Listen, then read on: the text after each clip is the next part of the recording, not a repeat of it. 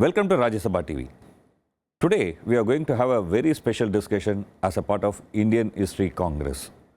The topic of today's discussion is why there was no Renaissance in India and also scientific Renaissance in India. Historians generally say that Renaissance took place somewhere around 16th and 17th century in Europe. The scientific revolution followed.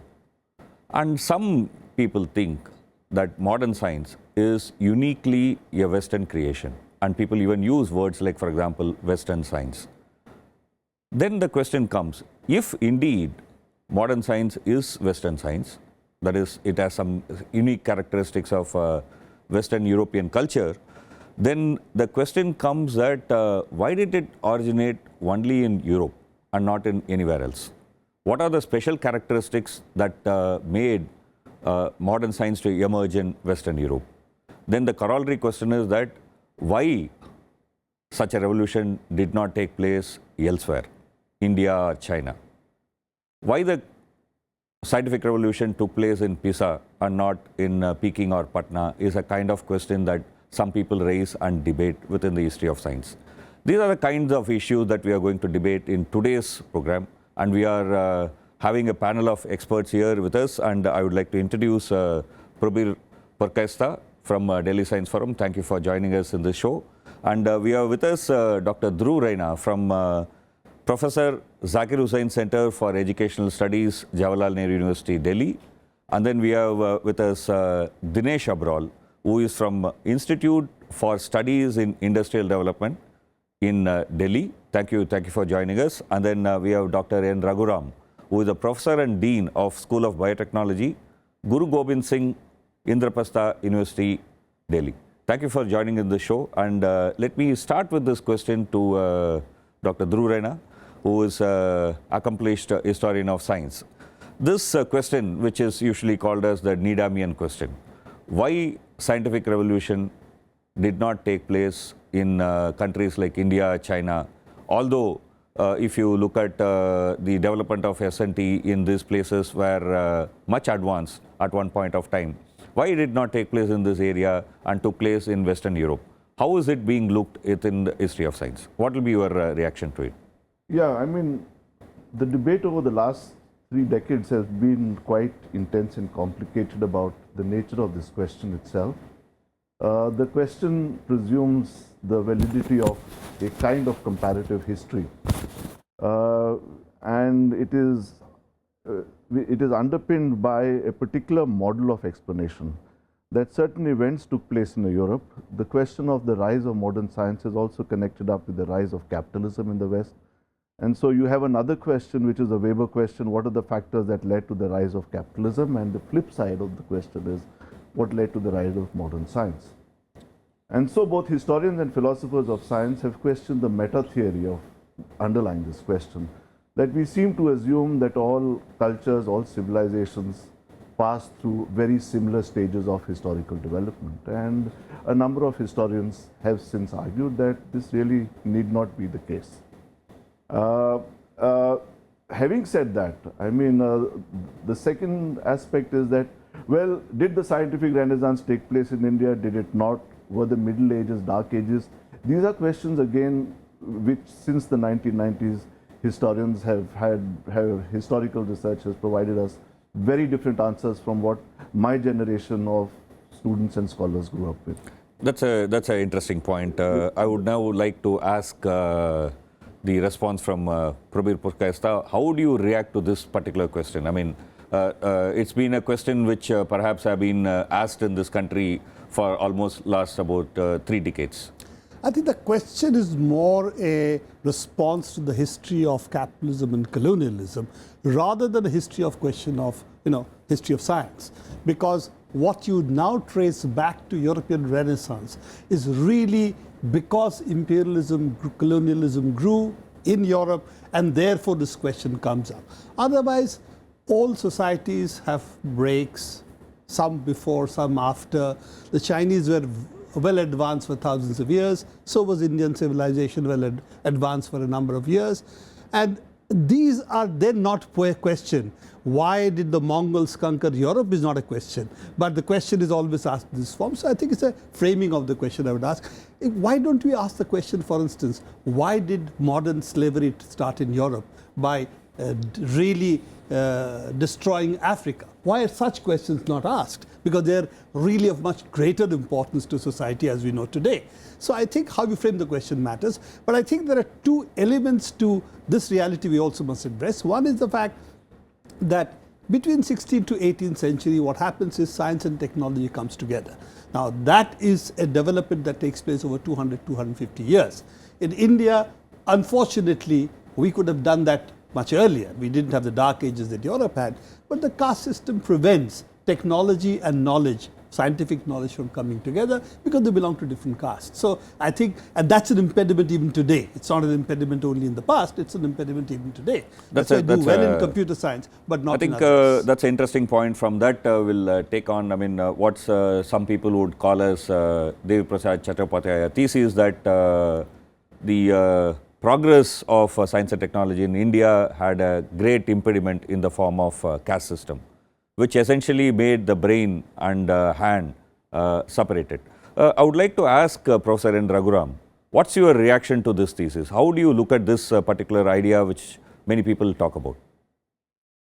See, the European Renaissance, the way it was understood, and it had a context. It didn't happen in vacuum. There was a lot of investment available from the growing loot of the colonies. All that money came into Europe and it was ready to be gambled, and that money was put into a lot of new ideas, innovations, and that became initially one of the major reasons for the growth. We didn't have that kind of risk capital available from looting of colonies. We were ourselves victims of colonialization. So the context for us were very different from the context that existed at the time when the European Renaissance happened. And in any case, European Renaissance itself is a very contested issue, and whether it actually contributed to the scientific renaissance or whether there were clear discontinuities and clear departure from a revivalism of the ancient knowledge towards creationism and innovation. They are two very different things. And today, in today's context, when we talk of a Renaissance, we have to also clearly distinguish ourselves from whether we are looking at it from the point of view of revivalism of ancient knowledge, and especially considering all the feudal hang-ups that still exist in the Indian society, or whether we break free from feudalism and break away from mere celebration of the ancient knowledge and start working towards creation of new knowledge and innovation from there for more useful growth in the science as well as in the society. That's a point I think we need to explore further, but before we proceed, I would like to ask Dinesh Abrol, one of our distinguished panelists. Some economic historians say roughly about 1/4 of world's GDP during the Mughal period was the Mughal kingdom.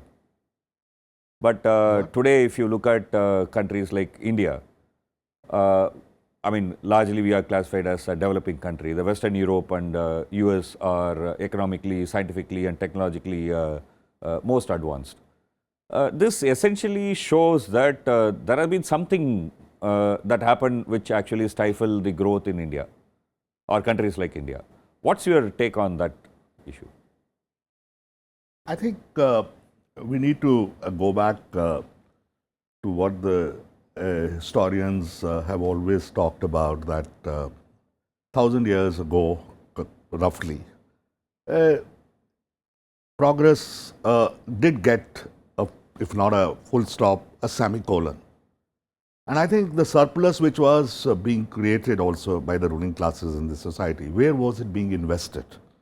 Was it being really invested in industry, invested in practical instrumental challenges, out of which the science and technology really came together? in Europe and so on and so forth? Or was it being invested in building temples and establishing the authority of the ruling classes using religious instruments? So I think that might have come in the way of the development of even capitalist break that Europe saw in our country. That's also the kind of explanation the historians have explored. In our case, I think is a relevant argument as well. We did see a break where, you know, the ruling classes did decide during the post-independence period to actually make a break with the past as well. And a lot of investment took place in our own institutions as far as is concerned. And we saw a lot of diversity also. And we did see the emergence of the, I call it a break, a renaissance, a predecessor or precedent being created in a variety of ways. What we see today in our own institutions of space, whether we see in the institutions of CSIR contributing to the pharma, and all that, to me see are, you know, revitalization possibilities, potential which always existed in our own society as far as is concerned. Similarly, there's a rise of China now as far as is concerned. They've been able to mobilize political resources, intellectual resources, actually to, you know, using even their old knowledge as far as is concerned, Chinese medicine and so on, etc. I think the question is, if that particular break is not being sustained, why is that happening as far as is concerned? I think the answers lie in both social structure, that is, to which Prabir referred in the hand and head divide, as well as the way the institutions have been built subsequently, the closer took place to the diversity as far is concerned. I think lie in the way the leadership got established in this institution, whether there was a tolerance enough for the open-ended, ill-structured questions which needed to be tackled in our own, or whether we were imitative alone as far as is concerned. If we are imitative, then obviously innovation does not take place. Yeah, one of the points that you made is that perhaps during the Mughal period or after the Mughal period, that the monies were being used mostly for building temples or, you know, establishing the political authority, which essentially means that, you know, most of the rulers were kind of despotic, and then there was not enough condition for the emergence of capitalism. Is that the only one that you would also say? You know, that's true for Europe as well. Mosques, churches, temples is how medieval societies built, quote unquote, their temporal and physical authority. So that's not a new one. The real issue is that there is a mistake in understanding history, that we think that capitalism emerged first through industrial revolution and then imperialism, colonialism, all of it happened. So really history is somewhat different.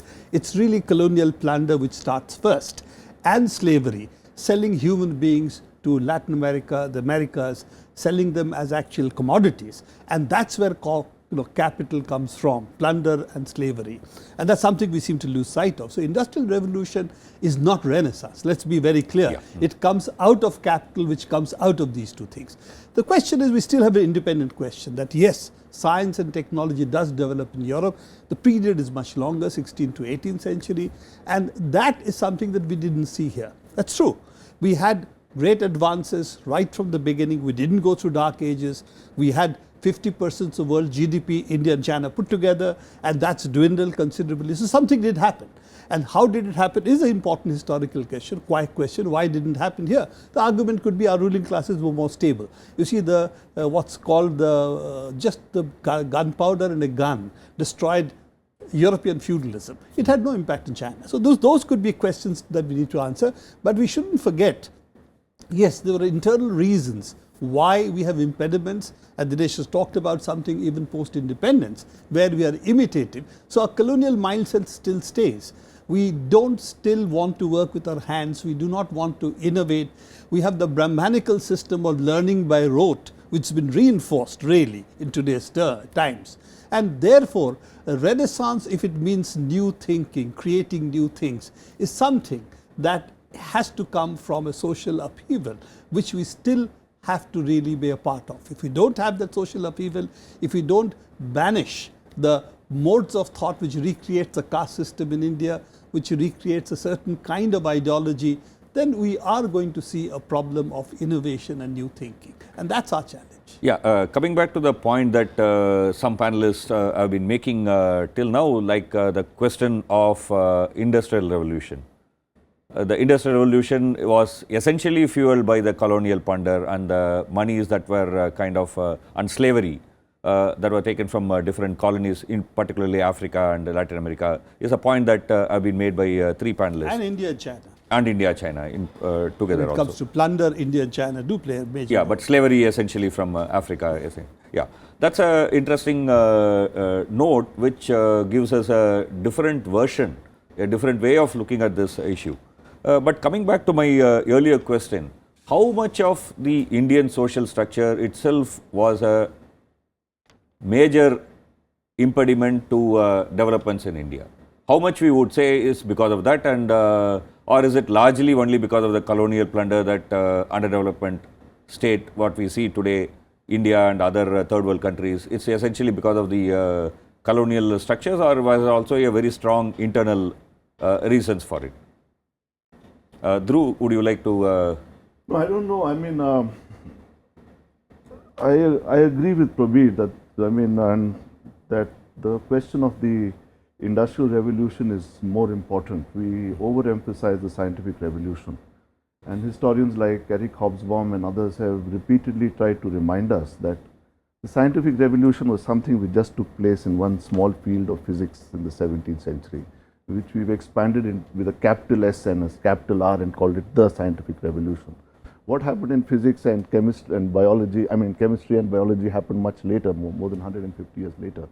It is the industrial revolution which was important, and then we tend to turn to, okay, so what would be the social structures that occasioned it? And I think that the industrial revolution, in addition to the rise of colonialism, was also in a way built out of a new configuration between the world of knowledge and the world of industry.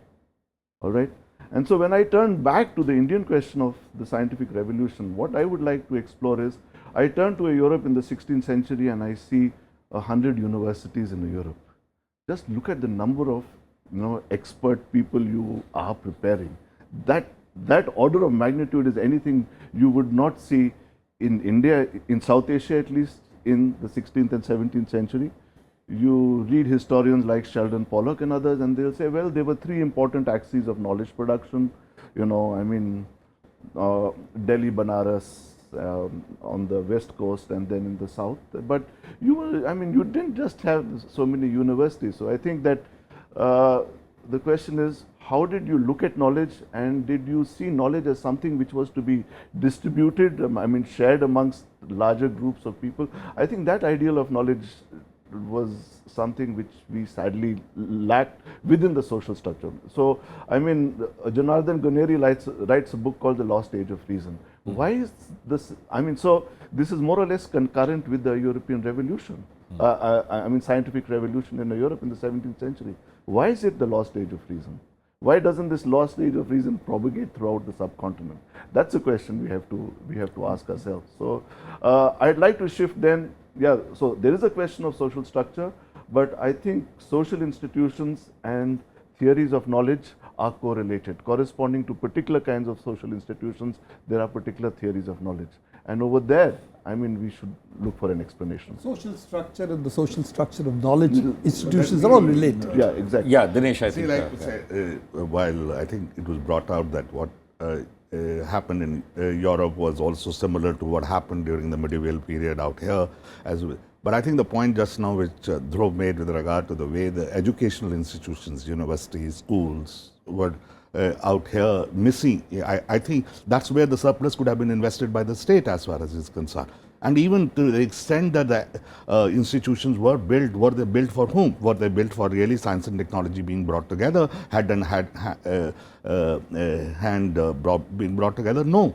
In fact, the kind of break that we saw in the universities out there as far as is concerned, we do not see it in our own case in the educational institution. And I think that's the challenge which, like Prabir talked about rote learning as far as is concerned. We have both the social structure impinging on education institutions at the moment, the way the caste enters, discrimination enters in our own school, including through the theory of knowledge as far as is concerned.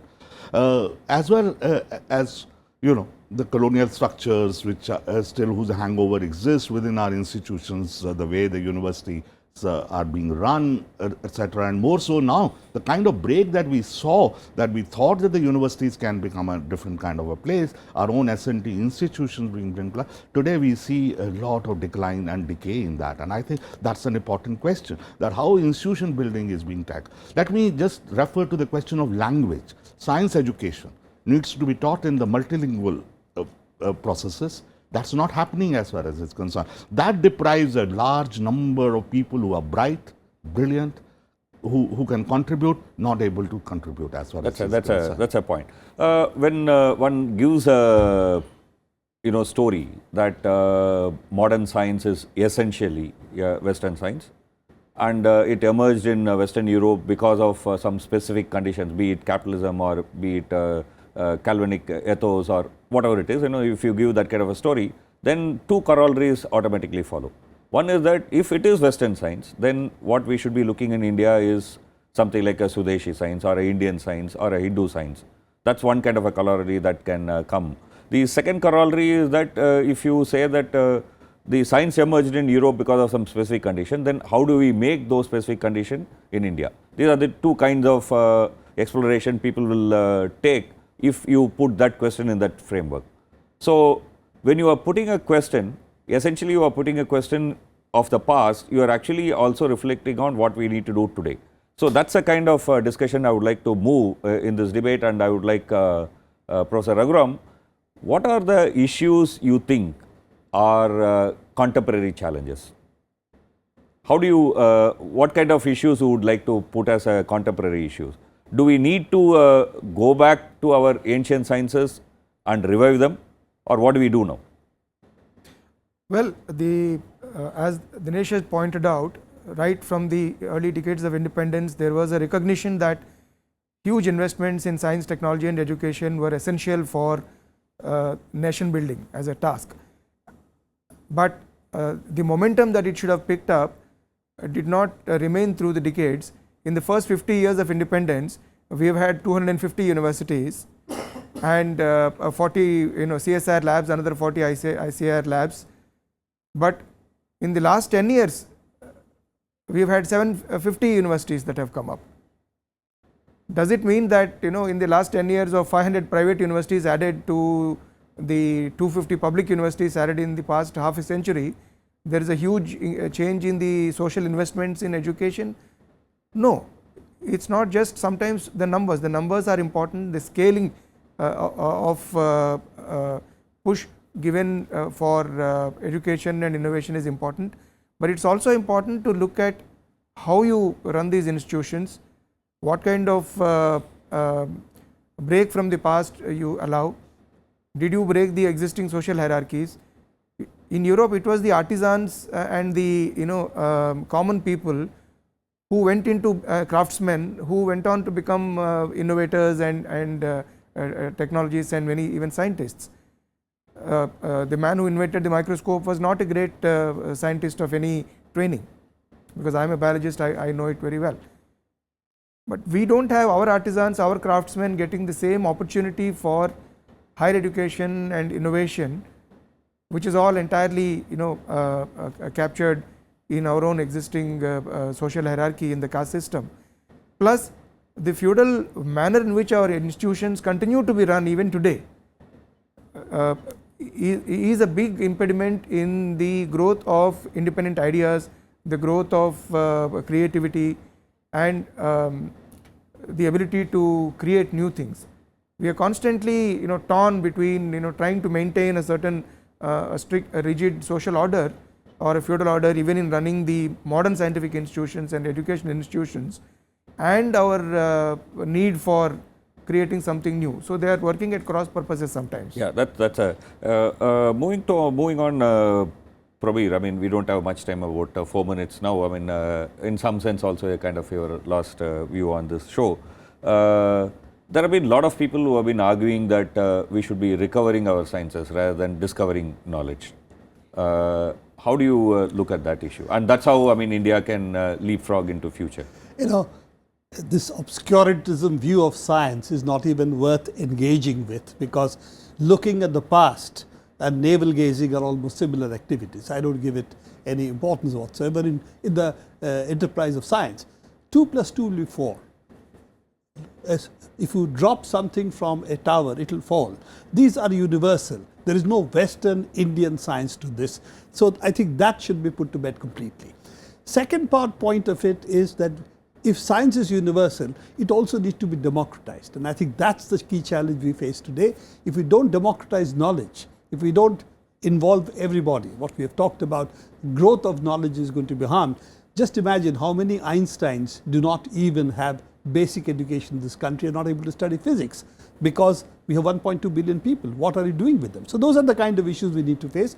And lastly, I will say the instruments of inquiry is what also makes science. And instruments of inquiry are made by craftsmen, made by technology. And if we focus only on quote unquote scientific knowledge as a Brahmanical knowledge system, we are not going to develop. And that's also the kind of bias that is there in our existing educational system that we see. That's an interesting point. Coming on to Dhruv, I mean, you are an accomplished historian of science.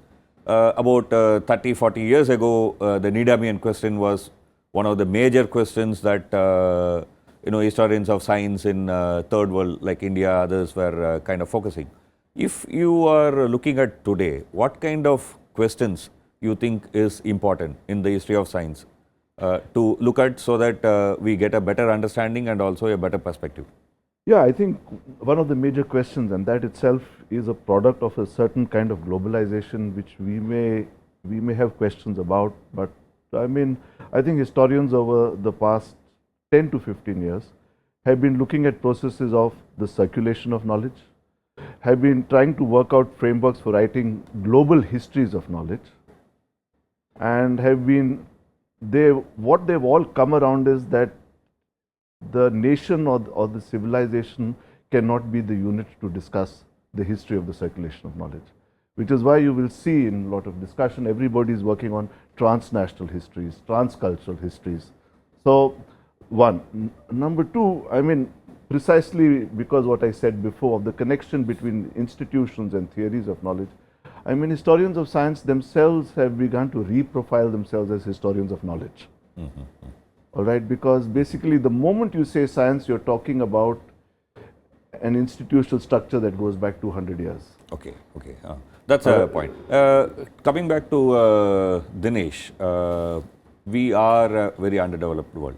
What do you think is the major challenge if we have to modernize? Modernize in the sense of, having human development. See, we are entering into a new kind of revolution which is required to be undertaken, not only within our nation but all over the world. The kind of threats which we have seen to the planetary cycles, climate change, biodiversity, water, and so on, etc. So the way the industrial revolution needs to take place is in a very different way. The way agricultural revolution needs to take place is in keeping ecological dimensions in mind. Agroecological approaches which are still not finding way in our Indian Council of Agriculture research systems or in our agriculture universities or so on, etc., have the capacity to actually bring back the local economy and the industry, artisans into the networks of production as far as is concerned, and sciences can contribute. Similar challenges exist across today's different sectors. One can talk of whether it's in medicine or in the way you want to deal with environmental challenges and so on, etc. I think that transformation, for that, whether the science is prepared, whether our institutions are prepared, the way the industry is being run, and we are, I think, really adopting or becoming subservient to the imperialist designs which the transnational capital has. I think we need to keep that in mind. Are we really building autonomy? I think the delinking needs to be done even when we look at the global history of whether science or industry as far as is concerned. That's an interesting note to come to an end to this panel discussion. We had a very, very interesting discussion, and thank you all the panelists for being with us in the show. We don't have much time. We could have discussed quite a lot. We could have explored some of these issues even in much detail. Perhaps in another show we'll meet and then we'll explore some of these ideas in detail. Thank you for being with us. Thank you for the show.